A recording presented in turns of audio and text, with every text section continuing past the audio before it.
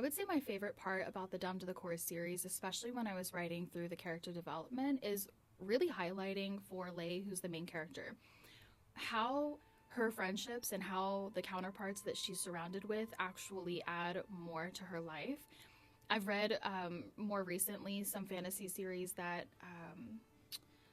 it kind of makes it as if the main character is just doing it all on their own because they're this awesome badass, but in reality, very human. Like, we are a lot of who we surround ourselves with. And so, what I wanted to do was create these characters that brought different sides out of that main character through my own personal experience. So, the types of friends that I had that made me feel stronger, that made me feel more grounded, that made me feel, like I wanted to step outside of my comfort zone. Those types of friendships and counterparts that I worked and lived with and became close to, that really I was able to draw inspiration from and become all that I am today. So that is what I wanted to show through the series, is that yes, we have this main character that's a badass, but there's so many other strong characters that one person just can't embody that all by themselves and have like a fun story, right?